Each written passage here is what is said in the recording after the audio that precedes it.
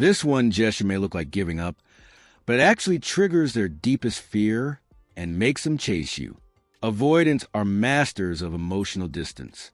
They keep you at arm's length, send mixed signals, and make you feel like you're always the one doing the chasing.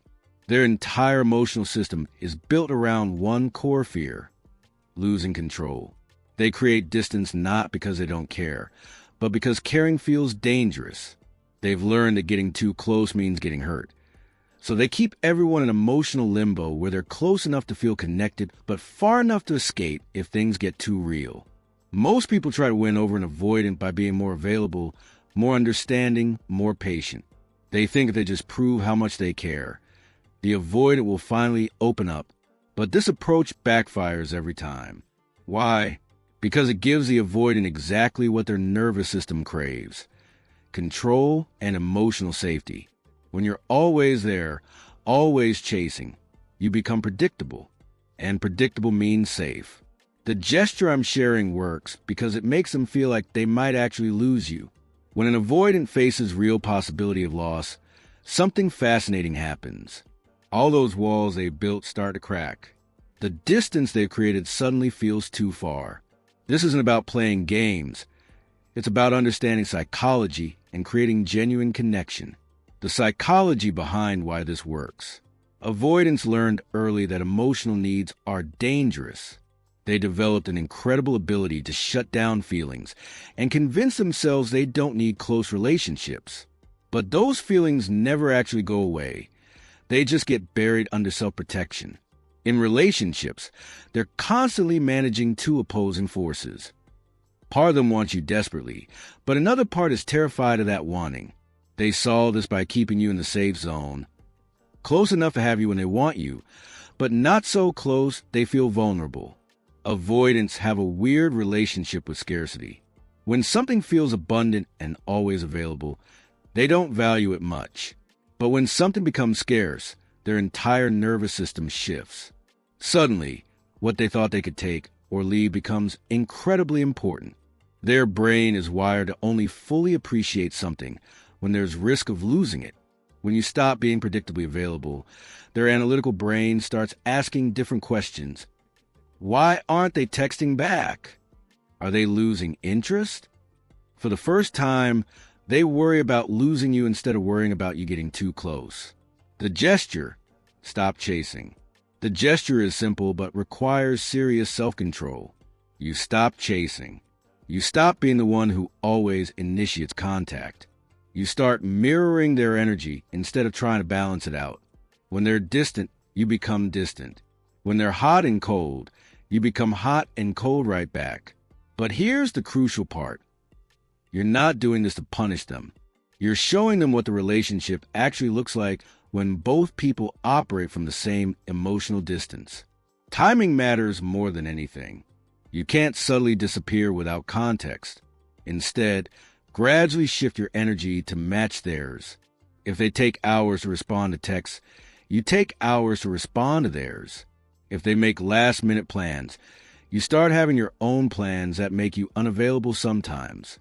Here's what you cannot do. Don't tell them what you're doing. Don't say, "I'm giving you space." That defeats the purpose.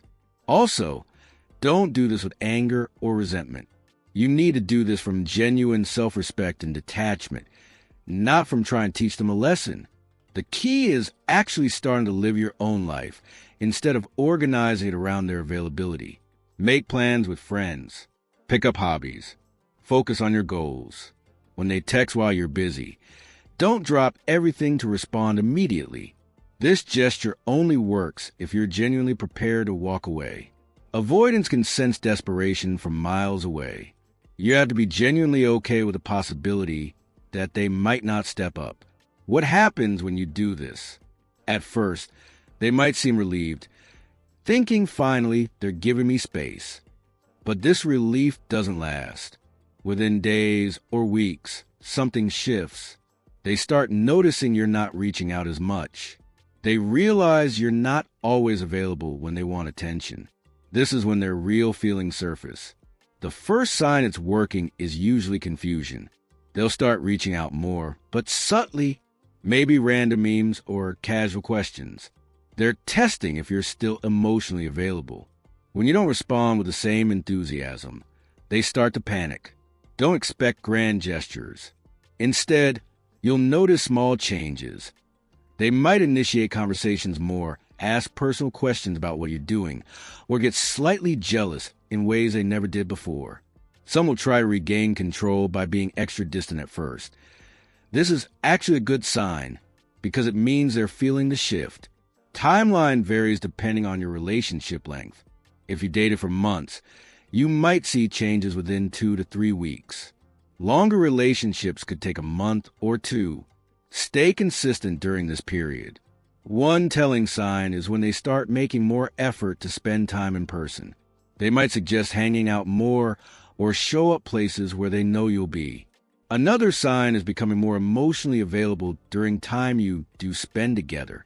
Scarcity makes them realize what they've been taking for granted. Reality check. This isn't a magic trick that transforms every avoidant into the perfect partner. What it does is show you who they really are when they can't take you for granted. Some will step up and show you the love you deserve. Others will find new ways to keep you at arm's length or move on to someone else who will chase them. If an avoidant starts making real effort, pay attention to whether changes are genuine or just temporary panic responses. Real change looks like consistent communication, making concrete plans, introducing you to important people, and having actual conversations about the relationship. Be honest about why you're doing this. If you're trying to control someone or force them to love you, you're missing the point. The real power isn't that it makes avoidance chase you. It's that it puts you back in control of your own life and energy. Remember, you deserve someone who doesn't need to almost lose you to realize your worth. You deserve someone who shows up consistently, not just when they're afraid you might leave. This gesture should never become a permanent way of relating. It's a tool to reset the dynamic and see if they can meet you halfway. You cannot love someone into emotional availability. What you can do is create a healthy dynamic where both people contribute equally. If you've tried this and they still won't step up, it's time to step back permanently. Your time and energy are precious. Don't waste them on someone who only appreciates you when there's risk of losing you. Find someone who sees your value, even when you're fully available to them. Thanks for watching. If this resonated with you, hit that like button and subscribe for more real talk about relationships and psychology. Drop a comment below and let me know. Have you ever tried mirroring an avoidance energy? What happened? I read every comment and love hearing your stories. Remember, you deserve love that doesn't require games or tricks to maintain. You deserve someone who chooses you clearly and consistently. Take care of yourself, and I'll see you in the next video.